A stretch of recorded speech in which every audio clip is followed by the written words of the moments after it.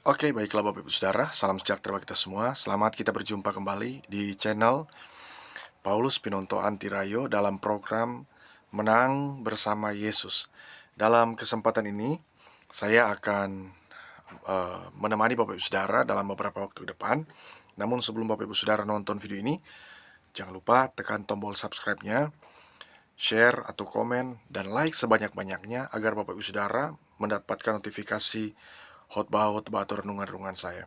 Dan Bapak Ibu Saudara jangan skip atau jangan lewati video saya, dan Bapak Ibu Saudara akan mendapatkan makna lalu kemudian pengertian-pengertian dalam video-video saya.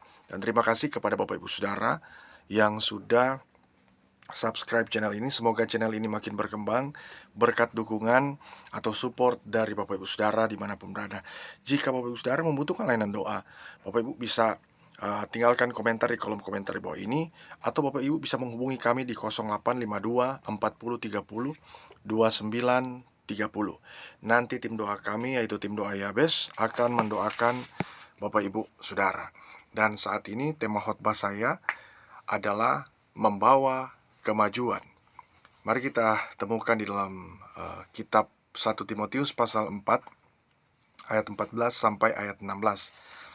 Firman Tuhan berkata dalam 1 Timotius pasal 4 ayat 14 sampai 16, firman Tuhan berkata, "Jangan lalai dalam mempergunakan karunia yang ada padamu, yang telah diberikan kepadamu oleh nubuat, dan dengan penumpangan tangan sidang penatua. Perhatikanlah semuanya itu, hiduplah di dalamnya, supaya kemajuanmu nyata kepada semua orang. Awasilah dirimu sendiri, dan awasilah ajaranmu. Bertekunlah dalam semuanya itu, karena dengan berbuat demikian engkau akan menyelamatkan dirimu dan semua orang yang mendengarkan engkau."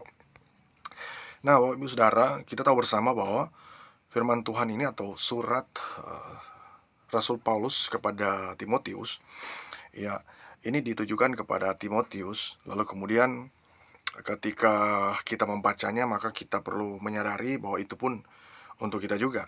Nah, di sini sangat luar biasa ketika seorang penulis kitab Timotius ini mengungkapkan dan memberitahukan kepada kita, bahkan mengingatkan kepada kita agar supaya jangan lalai dalam mempergunakan karunia yang ada padamu, yang telah diberikan kepadamu, yang telah diberikan kepada kita atau kepada pendengar, ya, oleh nubuat dan dengan penumpangan tangan sidang penatua.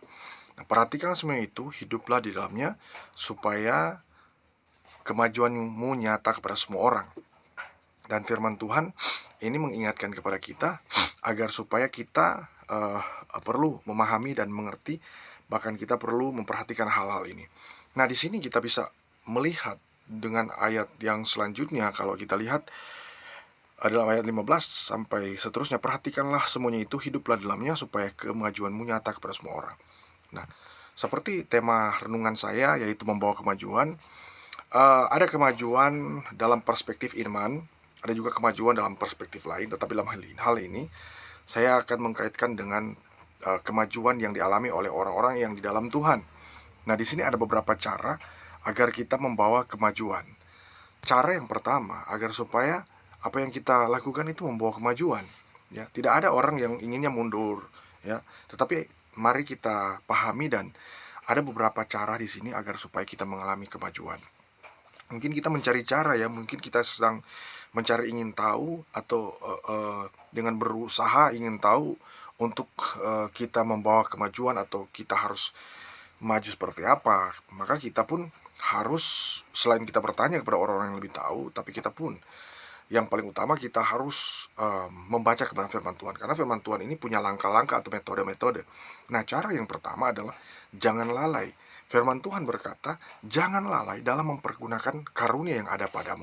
Nah, cara yang pertama agar supaya kita membawa kemajuan dalam pelayanan, dalam iman kita mengiringi Tuhan adalah jangan lalai dalam mempergunakan karunia yang ada pada kita. Tentu Bapak Ibu Saudara, dalam surat yang lain, Rasul Paulus mengingatkan agar supaya orang-orang percaya itu harus mengejar karunia-karunia. Tetapi di sini pun firman Tuhan katakan bahwa jangan lalai dalam mempergunakan karunia yang ada padamu. Kenapa kita nggak boleh lalai? Karena, ya, karunia yang Tuhan berikan kepada kita itu untuk saling memperlengkapi, agar supaya bisa mengingatkan orang lain dan ingin agar supaya banyak orang terselamatkan, banyak orang bertumbuh dalam iman yang benar kepada Kristus. Nah, cara pertama ini adalah jangan pernah lalai. Mungkin kita pernah lalai atau kita pernah melakukan suatu hal yang kemudian kita nggak teliti, kita nggak cermati, dan mengalami kegagalan. Sehingga itulah mengapa kita tuh lalai dalam melakukan hal-hal itu. Nah, dalam pelayanan kadang-kala kita lalai, ya. Kita nggak complicated, kita nggak perfect, nggak sempurna yang kita lakukan. Sehingga ketika kita lalai, kita malah mempersalahkan orang lain. Nah, di sini firman Tuhan ingatkan jangan lalai. Jadi pembelajaran buat kita agar supaya nggak boleh lalai, ya. Karena kalau kita lalai, pasti tidak akan membawa kemajuan. Ini sudah di 2000 tahun yang lalu diingatkan kepada Timotius bahwa Timotius ini jangan pernah lalai ketika dalam pelayanan, dalam pengiringannya kepada Tuhan. Nah, itu cara pertama. Cara kedua agar kita membawa kemajuan, ya, dalam sebuah pelayanan, dalam pengiringan kita pada Tuhan ataupun dalam pertumbuhan iman adalah awasi diri kita. Nah, Bapak Ibu Saudara, kita perhatikan dan kita lihat di dalam kebenaran firman Tuhan yang tercatat di dalam firman Tuhan berkata, ayat yang ke-15, perhatikanlah semuanya itu, hiduplah di dalamnya supaya kemajuanmu nyata kepada semua orang. Awasilah dirimu sendiri. Nah, firman Tuhan atau penulis kitab Timotius ini mengingatkan kepada kita agar supaya awasilah diri kita sendiri.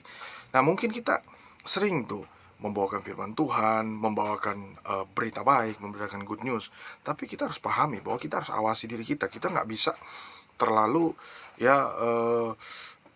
terlalu vokal dan lain sebagainya, padahal kita nggak mengawasi diri kita sendiri. Ya, kadang-kala kan kita begitu vokal, ya, tetapi kita nggak perhatikan diri kita sendiri. Nah, sama seperti ya dalam kehidupan kita, bahwa kita ini adalah seorang pemberita kabar baik, ataupun mungkin kita ini adalah seorang yang telah menjadi teladan, ya, pembawa suratan yang terbuka, yaitu diri kita. Nah, lalu kemudian ketika kita tidak mengawasi diri kita sebagai orang yang percaya, maka itu adalah sebuah kelalaian. Jadi kita harus awasi diri kita. Dimanapun kita pergi dan berada, kita harus ingatkan diri kita, ya. Kita harus mengingatkan diri kita agar supaya kita dapat mengawasi diri kita. Nah, kalau kita dapat mengawasi diri kita dengan baik, maka itu akan membawa kemajuan dalam pelayanan, dalam hal-hal apapun. Jadi awasilah diri kita. Cara kedua seperti itu.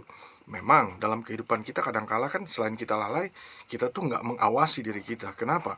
Karena mungkin kesibukan-kesibukan lain dan lain sebagainya, ya, ataupun mungkin problem-problem atau masalah-masalah yang terjadi yang kadang-kala membuat kita lupa mengawasi diri kita.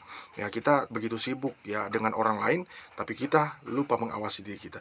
Kita sibuk mengoreksi orang lain, tapi kita lupa mengawasi diri kita. Nah, itu cara kedua. Cara ketiga agar supaya kita membawa kemajuan dalam pengiringan kita pada Tuhan ataupun dalam pertumbuhan gereja, dalam pertumbuhan iman kita kepada Tuhan, yaitu awasilah ajaran kita. Nah, Bapak Ibu Saudara, firman Tuhan katakan bahwa awasilah dirimu sendiri dan awasilah ajaranmu. Nah, firman Tuhan ingatkan kepada kita, tentu ketika kita menjadi seorang pengajar, ketika kita sedang learning, ya, sedang belajar, ataupun kita sedang menjadi preacher, atau kita menjadi seorang, ya, pembawa kabar baik, maka kita harus mengawasi ajaran kita, ya. Kenapa? Ajaran kita itu harus berpusat kepada Kristus. Ajaran kita itu harus benar-benar punya sentralisasi, dan ajaran kita itu harus benar-benar kita awasi, ya. Setelah kita awasi diri kita awasi apa yang kita sampaikan, apa yang kita ajarkan, ya. Mengapa? Ya, kenapa seorang penulis kitab Timotius ini mengingatkan awasilah ajaran kita? Karena ini Rasul Paulus tujukan kepada Timotius, karena dia memang masih muda. Selain dia masih muda, dia masih butuh banyak pengalaman, butuh banyak experience, butuh banyak belajar dan sebagainya. Maka dia harus awasilah ajarannya dia, ya. Ajarannya dia itu berpatokan dari mana? Ajarannya dia itu dari mana dan lain sebagainya. Nah, itu harus kita perhatikan. Nah, dalam hal ini kita harus mengawasi ajaran kita, ya. Kalaupun mungkin kita belajar, ya, kita belajar dan minta pertolongan Tuhan. Tuhan akan menuntun kita, menolong kita. Tuhan akan mengarahkan kita pada jalan kebenaran. Tuhan mengarahkan kita pada ajaran-ajaran yang dari Tuhan. Dan itu cara ketiga. Dan cara keempat agar supaya kita membawa kemajuan adalah kita harus bertekun. Nah, firman Tuhan katakan, awasilah dirimu sendiri dan awasilah ajaranmu. Bertekunlah dalam semuanya itu. Firman Tuhan juga katakan, karena dengan berbuat demikian engkau akan menyelamatkan dirimu dan semua orang yang mendengar engkau. Nah, jadi kita bisa lihat ya, ternyata ada kerugian-kerugian tersendiri ketika kita tidak bertekun. Ketika kita tidak bertekun, yang terjadi adalah apa? Kita tidak menyelamatkan diri kita dan tidak menyelamatkan pendengar ya. Jadi cara keempat adalah bertekun. Karena firman Tuhan katakan, bertekunlah dalam semuanya itu. Dalam semua apa? Dalam semuanya jangan lalai, awasi diri kita, harus bertekun ya, awasi ajaran kita. Nah, Timotius disuruh agar supaya dia bertekun dan apa yang dia dengar dia lakukan. Nah, sehingga kita menjadi orang-orang yang dipakai Tuhan untuk memuliakan Tuhan, membawa kemajuan di dalam pelayanan, dalam pekerjaan Tuhan, ataupun dalam pengiringan kita kepada Tuhan. Sehingga terjadi adalah pertumbuhan atau kemajuan-kemajuan yang terjadi. Puji Tuhan, Bapak Ibu Saudara dimanapun berada, maka marilah kita tetap percaya kepada Tuhan dengan sungguh-sungguh lagi, maka Dia akan memberkati kita. Semoga video ini dapat bermanfaat bagi kita semua. Tuhan Yesus memberkati.